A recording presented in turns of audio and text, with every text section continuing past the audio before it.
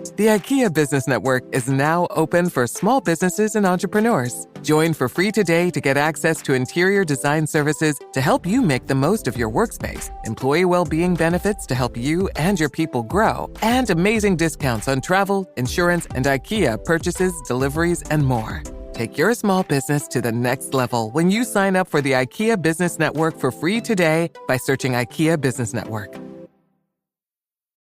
This episode is brought to you by Shopify. Whether you're selling a little or a lot, Shopify helps you do your thing, however you cha-ching. From the launch your online shop stage, all the way to the we just hit 1 million orders stage. No matter what stage you're in, Shopify's there to help you grow. Sign up for a $1 per month trial period at shopify.com/special offer, all lowercase.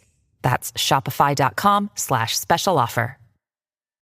This is Optimal Finance Daily, episode 2799, 4 Retirement Myths I'm Hearing, by Michael Smith of financialfinesse.com. And I'm your host and personal finance enthusiast, Diana Merriam. Now let's get right to it as we optimize your life. 4 Retirement Myths I'm Hearing, by Michael Smith of financialfinesse.com. Answering calls to our financial helpline, I've heard some myths or assumptions about retirement, and I always enjoy hearing the buzz out there from people contemplating retirement. My thought is, if I'm hearing this from a few people, there are potentially thousands or millions who have the same thought. So for those who believe some of these things, I'll share some of the myths or assumptions I've heard recently and then give you my 2 cents. Myth number 1. Social Security will not be there for me when I retire.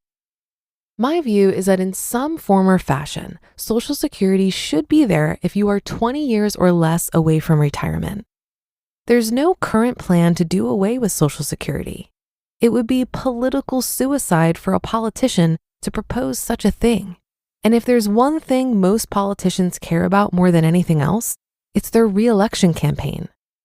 If our national debt continues to climb, 19 trillion and rising, we may see Congress address Social Security in the future. The most commonly discussed tweaks to Social Security are reducing the inflation adjustment, increasing the full retirement age, and means testing, or reducing or eliminating benefits for the Donald Trumps and Bill Gates of the world. For most Americans, Social Security should still be a piece of your retirement foundation. Don't discount the importance of Social Security. If you're expecting to get $1,250 per month from Social Security, that's the rough equivalent of earning 3% interest annually on a $500,000 30-year Treasury bond. I know I'm not going to discount the value of what could be a large income stream, and neither should you. Myth number 2, Social Security will be enough to live on. For most people, Social Security won't be enough. If you go to Social Security's website and run a benefits estimate, you'll be able to see, in today's dollars, the amount of income you'd have coming your way at age 62. Full retirement age, 66 to 67, depending on your year of birth, and age 70. Most likely, you will not be able to fund a fulfilling lifestyle if Social Security is your only source of income. Most of us will need a part-time job, distributions from our retirement plans, or withdrawals from our savings and investment accounts, combined with Social Security, to live the lifestyle that we want. That increases the need to save as much as possible now to prepare for the future. Whatever you're currently contributing to your 401k, promise and then deliver to increase your 401k contribution each year between now and retirement. Myth number 3, medical insurance premiums are going to be insanely high. In prior years, I've worked with employees who were on the verge of retirement, and when they priced out medical insurance, it was way expensive. $1,000 to $1,500 per month was not unrealistic. Last week, I had 2 people in the office who were contemplating retirement at the end of the year, and we hopped online to price out health insurance. Because their income post-retirement would be significantly lower, they qualified for subsidies on the healthcare exchanges. One person had projected premiums of $300 or $400 per month, and the other with a larger pension at $500 per month. The prices for current retirees before age 65 when Medicare kicks in have come down significantly in the past few years. Don't be freaked out. Go to healthcare.gov and price out a policy using the assumption that your salary's gone and you'll be living on other assets and Social Security. You may be happily surprised at the results. Even though the cost may not be as high as you expect, you'll still need a funding source. If you have a health savings account or HSA, increase your funding level each year until you reach the maximum funding level. Pay for your ongoing healthcare expenses from your normal checking account and allow your HSA balance to grow so that you have that pool of funds available to help defray medical costs after retirement. And myth number 4, it's going to be almost impossible for you to ever retire. Nothing is impossible. Save 1% more into your 401k. Add another $10 per pay period to your HSA. Set up a direct deposit into a savings account and increase that by $5 per pay period every 6 to 12 months.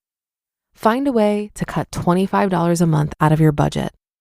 These are relatively small numbers, and they may not be the right numbers for you, but if you make several small changes now and continue to make small amounts of progress every month, every quarter, every year, you will constantly build momentum towards a fulfilling retirement. This is not a get-rich-quick model. It's much more of a get-rich-slowly concept. But I promise you that if you work to save more in a few places while reducing your spending, you absolutely won't be worse off 5 to 10 years from now.